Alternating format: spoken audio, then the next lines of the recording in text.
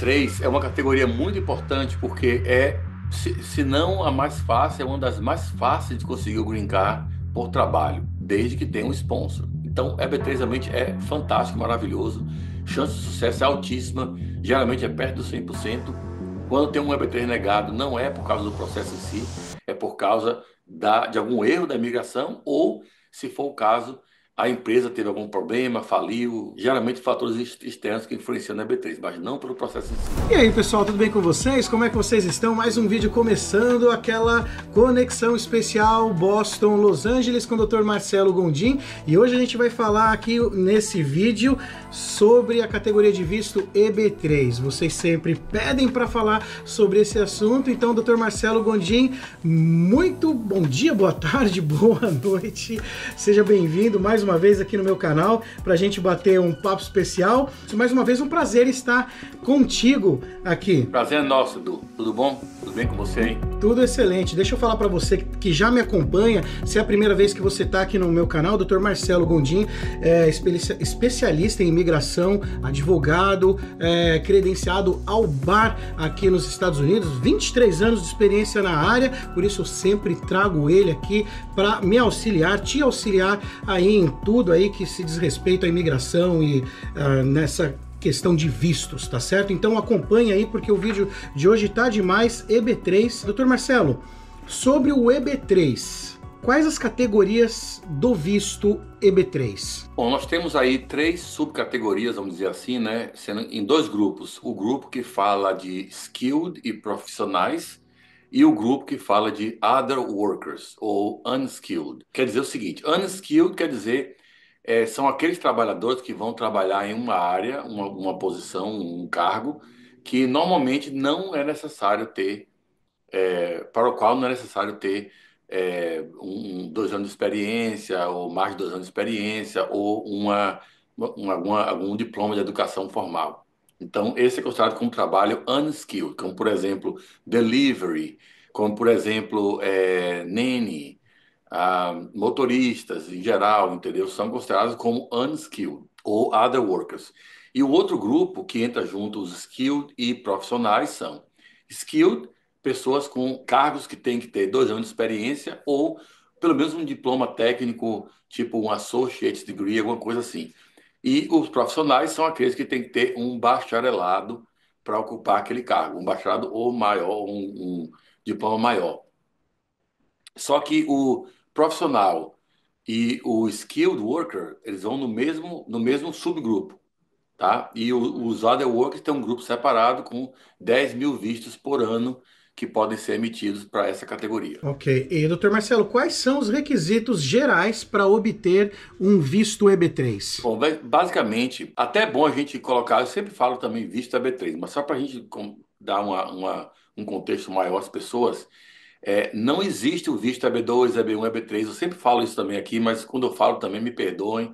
É a força do hábito. Mas, na verdade, o visto que você ganha é o Green Card. Você ganha o Green Card, é residência permanente. Então, EB3 não é um visto, no EB2 não é um visto, é uma categoria de visto, tá?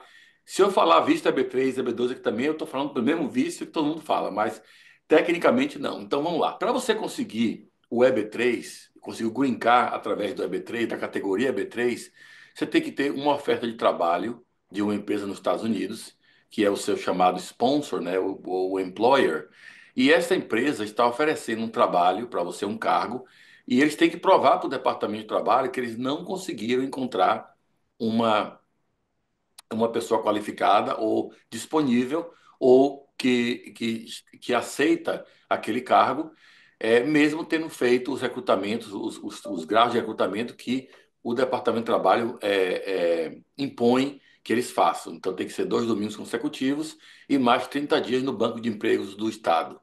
Isso tem que ser mandatório para todo mundo que quiser comprovar que, mesmo usando esse serviço, esses tipos de recrutamento, não conseguiram encontrar alguém para o cargo.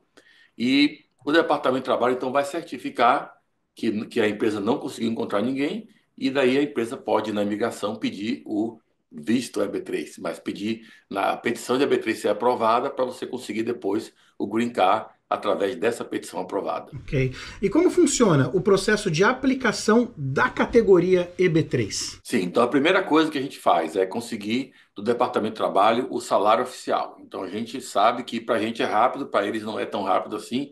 Eles vão levar uns 6 meses a 8 para emitir um documento dizendo o salário para essa categoria profissional deve ser tanto. E aí com esse valor a gente pode fazer o recrutamento, que é já representando a empresa, no caso, ajudar intermediando com o Departamento de Trabalho local e com os jornais, fazer essa publicação nos jornais, como tem que ser classificado por 2 domingos, né? E se for profissional, tem mais 3 tipos de anúncios que tem que fazer lá, mas é coisa para outro vídeo. E aí, o recrutamento leva um mês de recrutamento e mais um mês de espera. Daí pode começar, já pode protocolar a aplicação para certificação de trabalho, que é o Labor Certification, né? Formulário ETA 9089. Quando isso é protocolado, você estabelece o seu lugar na fila, a chamada data de prioridade.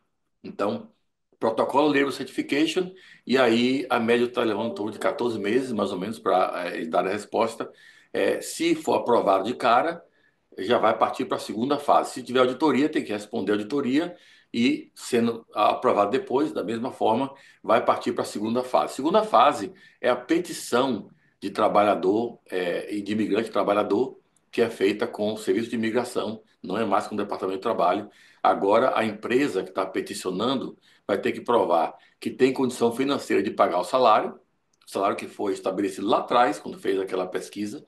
Então, agora a gente tem que mostrar que no income tax, né, o imposto de renda, o lucro da empresa, o lucro líquido, é maior do que o salário oferecido. Tem outras formas de provar também, mas para não ficar muito longo o vídeo, vamos deixar que a empresa comprovou que tem mais lucro do que vai ter que pagar para esse funcionário no futuro, quando sair aprovado o processo. E daí a empresa também tem que provar que o funcionário tem a qualificação para o trabalho. Então, a mesma exigência que teve no recrutamento, tem que ter um diploma, 2 anos de experiência, o que seja, o que decidiu lá a empresa que é o mínimo para ocupar aquele cargo lá. Então, vai ter que comprovar que o empregado também, o futuro empregado, vamos dizer assim, também tem essa qualificação e que já tem um Labor Certification também. São 3 coisas que tem que provar na segunda fase e pode ser aprovado em 15 dias se usar o Premium Processing e já está aprovado na segunda fase. Beleza. A terceira Olha só. fase depende de como está fazendo o processo. Se está aqui no país com um status legal, normal, não imigrante, como estudante ou turista, o que for, nesse momento, pode entrar com uma aplicação para ajuste de status e nesse caso vai ter permissão de trabalho em alguns meses, permissão de viagem, vai ter um Social Security Number que vai ser emitido antes. E no final vai ter ou não uma entrevista, né? Com o Trump entrando agora, provavelmente vai ter entrevista mandatória de novo. Então, vai ter entrevista no final e, sendo aprovado, você tem seu green card aqui nos Estados Unidos. Quem não está nos Estados Unidos ou não está legal e vai aplicar para um waiver, tem que fazer o processo consular. Então, no caso, o processo é mandado para o National Visa Center, essa petição da fase 2, quando é aprovada, é mandada para o National Visa Center, que é parte do Departamento de Estado, e lá eles vão processar essa aplicação de visa que vai culminar com a entrevista no consulado. No caso dos brasileiros, tem que ser no Rio de Janeiro. Se você mora em outro país, Portugal, pode ser também nesses países. Em Portugal tem que ser em Paris, eles não fazem lá em Lisboa. Mas outros países pode ser na embaixada americana naquele país, se você estiver residindo lá. Mas se for brasileiro no Brasil, vai ter que ser no Rio de Janeiro realmente. E aí, depois da entrevista, se for aprovado, você vai ter então o visto de imigrante, que é parecido com o não imigrante que você tem de turista, mas é imigrante esse. Uhum. Então vai ter o Immigrant Visa, e com esse visto de imigrante você pode entrar no país, tem 6 meses para entrar no país, e entrando aqui, eles vão fabricar o Green Card e mandar para o seu endereço por correio. Olha só, e doutor Marcelo, uma dúvida que eu recebo muito é o seguinte: e dá para solicitar o EB3 Unskilled ainda do Brasil? Qualquer um desses aí pode ser feito para quem está no Brasil. A dificuldade não é solicitar, é que alguém tem que solicitar para você. E é difícil conseguir realmente um empregador que queira fazer isso, tá? Temos algumas agências que procuram fazer isso, né? Intermediar tal, mas a partir do ponto de vista que eu já vi aqui, os processos que eles estão fazendo lá, é meio que ilegal, meio que fraudulento como eles fazem, porque eles fazem você pagar pela primeira fase do processo, que deve ser paga pelo empregador. Então eles colocam outro nome, colocam taxa de agenciamento, alguma coisa assim, mas no fim das contas o empregador não pagou por aquele processo, então isso é ilegal. Então, eu não recomendo realmente fazer esse tipo de processo. E a opção, outra seria qual? Se não tiver fazer isso aí? Não sei, porque, infelizmente, se você não tem um empregador, não conhece já o empregador aqui, é muito improvável que o empregador vai querer fazer um processo desse para esperar alguns anos, pagando, gastando para ter uma pessoa aqui que eles nem conhecem. Agora, se você já conhece o empregador, pode sim fazer o processo pelo Brasil. Inclusive, muita gente que está aqui estudando prefere retornar e esperar o processo no Brasil. Não são Ok. muitos, não, mas alguns vêm essa história de vez em quando aí. Doutor Marcelo, quais são as vantagens e desvantagens de obter um visto EB3? Bom, no caso, eu não consigo encontrar nenhuma desvantagem. A única desvantagem é que se você tinha, por exemplo, estava com status temporário, como L1 ou H1 e tal, e você tinha uma nene, uma babá tomando conta dos seus filhos, porque uma empregada doméstica que trouxe do Brasil para cá e ela está vinculada ao seu visto, quando você ganha um green card, você perde esse direito de ter essa empregada aqui. Você tem que voltar para o Brasil ou trabalhar com outra família e você não pode ter ninguém com aquele visto B1 de empregado doméstico trabalhando com você vinculado a seu visto não imigrante, porque você não tem mais o visto não imigrante. Então, a única desvantagem que eu consigo encontrar é essa. O resto é só vantagem. Você está vivendo nos Estados Unidos como residente permanente, pode trabalhar no que quiser, pode morar aqui no país, os filhos podem ir para a escola, pode comprar casa, abrir empresa, fazer o que você quiser. Legal. E doutor Marcelo, o que acontece se o pedido de EB3 for negado? Bom, aí tem que ver em que fase que foi negado isso, né? Porque geralmente se pode aplicar de novo, pode fazer uma apelação ou pode fazer até uma ação federal. Então, o EB3 geralmente não é um processo que é muito negado. Nós temos poucos casos que dão problema aqui. Geralmente são fatores externos que interferem no processo, como, por exemplo, a empresa que está aplicando vai à falência, ou fecha as portas, ou é vendida, ou briga com o empregado e não quer mais fazer o processo. Sempre é uma coisa externa, mas se a empresa está ali firme com você, de mãos dadas, até o fim do processo, geralmente o EB3 é aprovado. Se for negado, cabe apelação, petição para reconsiderar, cabe até ação federal, na Corte Federal contra a imigração, porque geralmente vai ser erro deles, né? Então tem várias coisas que podem ser feitas, mas geralmente não é o caso.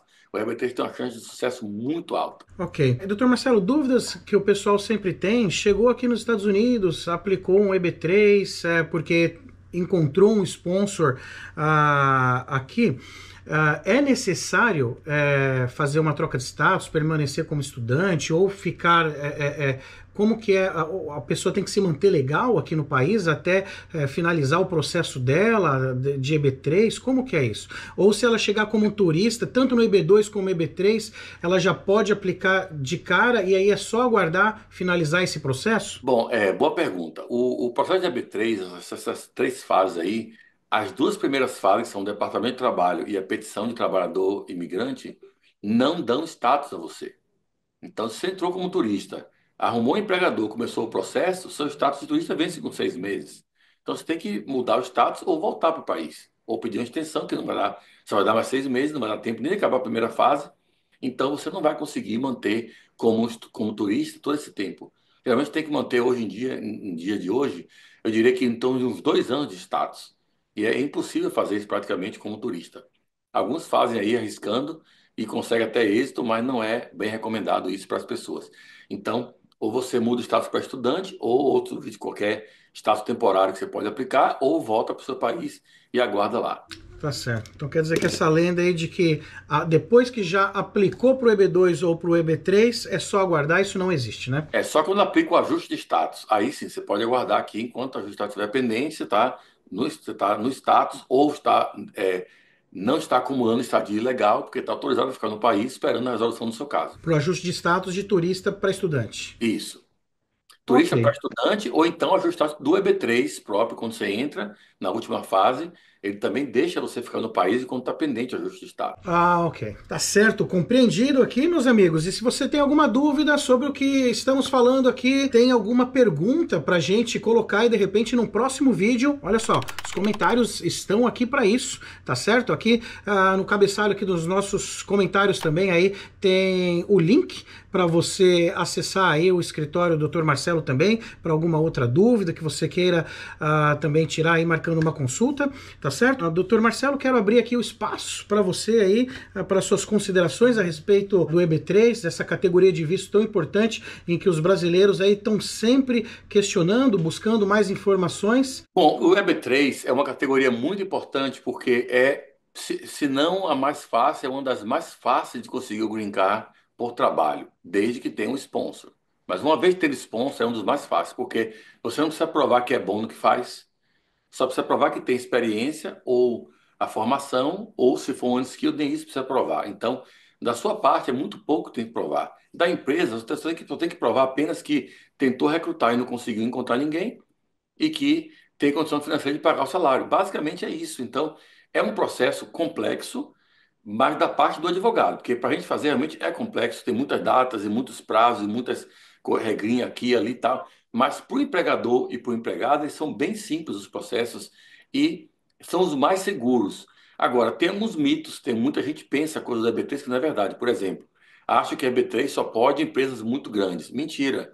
É muito pelo contrário. As empresas muito grandes não querem fazer EB3 porque vai dar o green card para a pessoa. Para depois trabalhar até para o concorrente, então não quer. Então, o EB3 é melhor para empresas menores, principalmente aquelas que você fala diretamente todo dia com o empregador, o dono da empresa e o que faz a decisão na empresa. Também falam que o EB3 tem que estar trabalhando para o empregador e se não estiver trabalhando, como é que vai fazer o processo? É um outro mito. O EB3 é um processo de trabalho para o futuro, para quando você tiver o green card, trabalhar para o empregador.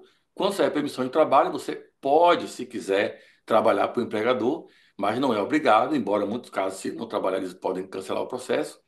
Mas geralmente não é um requisito do processo estar trabalhando para o empregador durante o trâmite do processo. Só depois que sai o green card. E aí vem outro mito. Pessoas acham, e muitos empregadores fazem isso para enganar os imigrantes, até as agências também fazem isso, né? Dizer que depois que ganhar o green card, tem que trabalhar mais 1, 2 ou 3 anos com o empregador, senão perde o processo e vai ser acusado de fraude. Mentira. Você pode trabalhar o tempo que quiser, se você arrumar um trabalho melhor, ou se o empregador demitir você e arranjar outra pessoa para o trabalho, você não perde mais o green card desde que tenha trabalhado para ele depois de ter conseguido o green card. Isso porque o EB3 é com base na intenção e não no trabalho em si no momento. É a intenção de estabelecer o vínculo empregatício. E uma vez que materializou essa intenção, estabelecendo o vínculo empregatício, a lei não tem um tempo mínimo que tem que manter esse vínculo empregatício. Então, se alguém falar com você que já conseguiu o seu green card através da EB3, tem que estar trabalhando para o empregador mais um tempo, senão eles vão denunciar você. É balela, isso é fraude, estão enganando você. Você não tem essa obrigação. Então, o EB3 é um processo maravilhoso por conta disso. Ele é fácil de ganhar, uma vez que tem empregador, fácil de ganhar, é fácil de manter e realmente você não tem muitas obrigações depois que sai o processo aprovado, a não ser trabalhar para o empregador algum tempo para mostrar que a sua intenção realmente existia. Se depois não deu certo, você não é obrigado a ficar trabalhando para eles lá, nem eles de manter você na folha de pagamento. Então, EB3 realmente é fantástico, maravilhoso. Chance de sucesso é altíssima, geralmente é perto dos 100%. Quando tem um EB3 negado, não é por causa do processo em si, é por causa de algum erro da imigração ou, se for o caso, a empresa teve algum problema, faliu, caiu das pernas lá, sei lá, alguma coisa aconteceu. Geralmente fatores externos que influenciam na EB3, mas não pelo processo em si. Tá certo, doutor Marcelo. Muito obrigado por todo o esclarecimento, todas as respostas aqui para as nossas dúvidas, as nossas perguntas. E se você está aqui nos Estados Unidos ou até mesmo no Brasil, tem um sponsor, quer entrar em contato com a Gondim Law Corporate, tem o link aqui na descrição desse vídeo e aqui nos comentários. Alguma dúvida que ficou, comenta. Sempre peço seu comentário porque é importante pra gente. Deixa o seu like, se inscreva aqui no canal também. Mais uma vez, muito obrigado pela parceria de sempre, Dr. Marcelo. Tchau. Tudo de bom. Prazer. Para você que assistiu nosso vídeo, muito obrigado e até a próxima. Tamo junto.